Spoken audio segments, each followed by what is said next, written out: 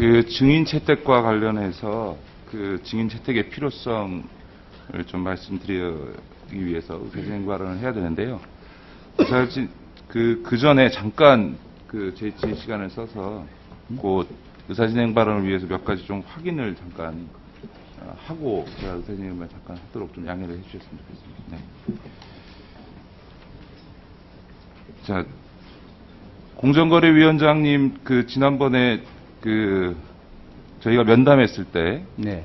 그렇고 그 다음에 대정부질의 때도 이 4대강 사안과 관련해서 그 청와대와 협의 등과 관련해서 보고 받은 바도 없고 청와대와 협의한 사실을 알지 못한다. 그게 사실로 확인되면 물러나겠다 이런 말씀하신 거 맞죠? 책임질 것은 책임지겠다 그랬습니다. 책임지겠냐 그래서. 아니, 보고 받은 바 없다고 말씀하신 거 맞죠?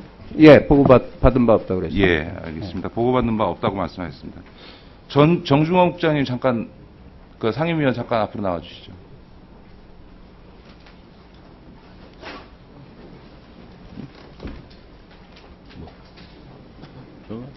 네가 정해시키면 되잖아. 간단히 묻겠습니다.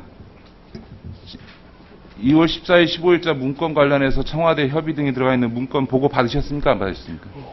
저는 보고 받았습니다. 받았고요. 문서 작성을 지시하셨습니까? 안 하셨습니까? 예, 2월 초에 제가 각 그 과에 그 제가 보고 받지 못한 사건에 대해서 보고하라고 지시를 해서 그 문건 작성을 지시했죠? 네. 그러니까 지금 이 문건이라고 특정해서가 아니라 제가 보고 받지 못한 사건에 대해서 그 개략적인 개요를 설명을 해달라, 보고를 해달라 이런 요청. 위원장한테 보고하셨습니까? 안 하셨습니까? 이 관련 지금 말씀하신 의원님이 말씀하시는 자료를 가지고 보고한 적 없습니다. 네, 알겠습니다. 김순종 당시 카르텔 총괄국장님 잠깐 증인 선서하셨죠? 잠깐만 앞으로 나와주시죠. 7월 1일 그 문건과 관련해서 보고 받으신 적이 있습니까? 없습니까? 그 문건이 제가 언론에서 통해서 보았었는데. 보고받은 적 없다고 말씀하시는 겁니까? 예, 보고받은 적도 없고, 보고 드린 적도 없습니다. 위원장에게 보고 드린 적도 없습니까? 예, 없습니다. 네, 알겠습니다. 자, 저는 지금 중대한 위증이 지금 발생했습니다.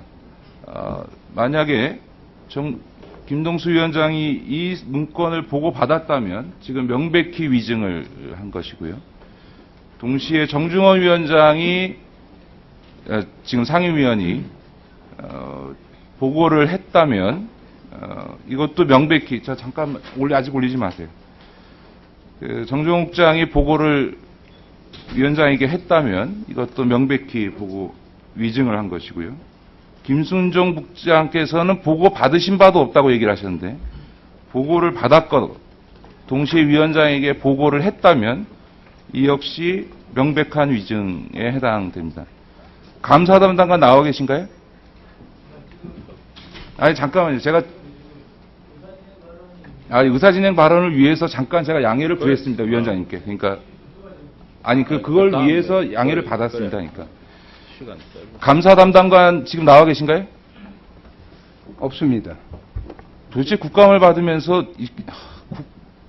기관 증인들께서 이렇게 나와 계시지 않는 거 저 이해가 안 되는데. 감사 담당은 기관 증인이 아닙니다. 예. 예. 아니 이 관련 업무와 관련해서 지금 내부 신고자를 지금 불법적으로 조사한 것과 관련된 당사자가 도대체 국감이 열리고 있는데 나와 있지 않고 있다는 거는 이게 말이 됩니까? 어쨌든 그렇습니다. 이게 보고 안 받았다 이러면 그 받은 걸로 확인되면 위증이 되는 거죠. 7월 1일 문건이 없다고 말씀하셨죠? 예, 우리 내부에는 지금 존재하지 않는 걸로 보고를 김순종 받았습니다. 국장님 다시 저희 증언대에 서봐 주십시오. 7월 1일 문건에 대해서 위원장으로부터 파기 지시를 받은 적이 있습니까? 없습니까? 없습니다. 스스로 파기한 적이 있습니까? 없습니까? 없습니다. 확인되면 위증하신 겁니다. 예, 그런 적이 없습니다. 네, 알겠습니다. 앉아주십시오. 이 사안은 지금 명백한 위증과 관련된 문제이고 이 진실을 밝혀야만 첫 번째로 국회에서의 위증 여부를 확인할 수 있고요. 두 번째로 이 내용과 관련된 4대강 업무를 처리하는 과정에서 청와대와의 협의가 있었는지, 그 협의에 따라서 위원장이 부당한 지시를 통해서 4대강 처리를 담당 실무자들이 온전히 처리하고도 제대로 처리하지 못하도록 했는지, 이 과정에 청와대의 외압과 압력이 있었는지 여부를 밝혀야 되는 매우 중대한 사안이고, 이 정도의 사안은 국회가 통상 청문회를 통해서 문제를 풀어왔던 사안입니다. 저는 이 점과 관련해서 2월 14일에서부터 벌어진 이 사건의 진실에 관련된 한 가지 증거를 오늘 말씀드리겠습니다. 2월 15일 날, 2월 14일자 문건은 다 기억을 하실 겁니다. 심사보고서가 작성 완료됐다라는 보고가 올라간 뒤에 2월 15일부터 문건이 바뀐, 저게 제가 갖고 있는 제보받은 문서 파일, 지금 이 USB에 담겨 있는 부분들입니다만, 의 목록입니다.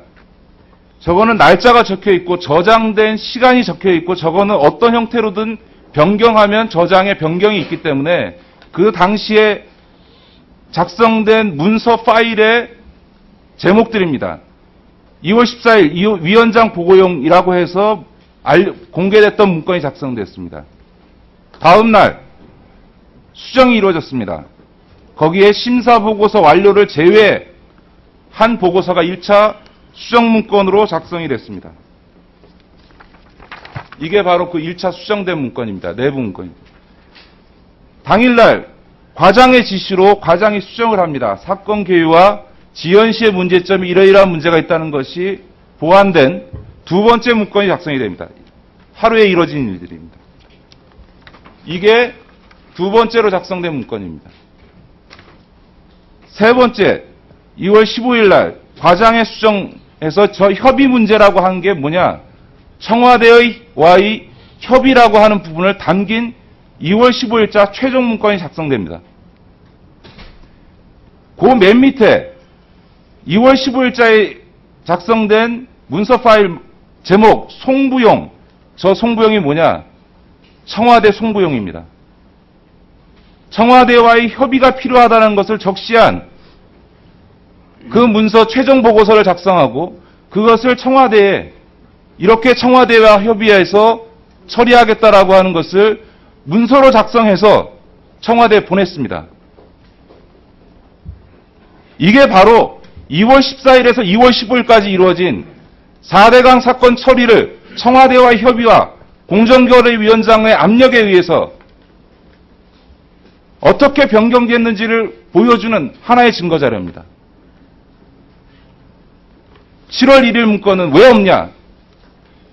신임 국장이 취임한 뒤에 새로운 국장에게 보고가 이루어졌고, 그 보고가 위원장에게 보고가 된 뒤에 문서 파기 지시가 있었습니다. 문서가 파기됐습니다.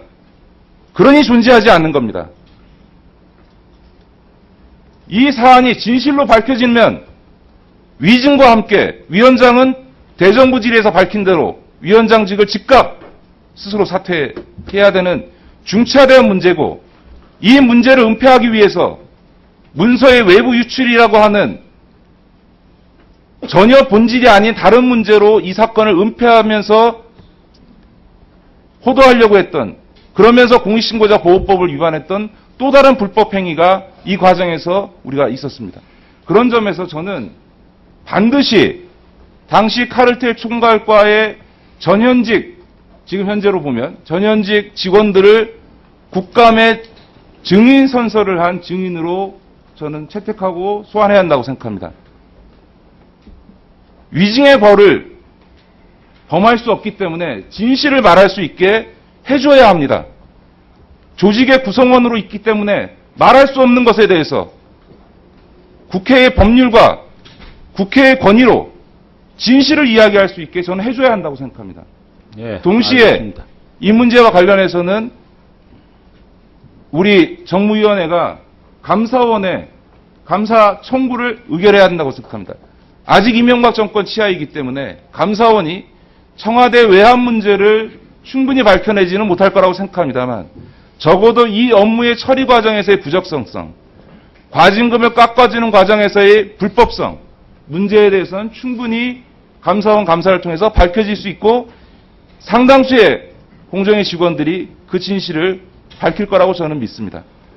동시에 이 문제와 관련해서 저는 청문회를 개최할 것을 정식으로 요청하고 우리 정무위원회가 이 상태에서 국정감사를 속개하면서 이렇게 뻔뻔스러운 위증이 계속 진행되고 있는 것을 묵과해서는 안 된다고 저는 생각합니다. 그런 점에서 정회하고 이 세 가지 증인 채택 문제와 감사원 감사 청구 문제와 청문회 개최 문제에 대해서 위원회 차원의 논의와 합의가 있은 뒤에 이 국감을 진행할 건지 여부를 결정하는 것이 옳다고 저는 생각합니다. 이상입니다. 좋습니다. 그러면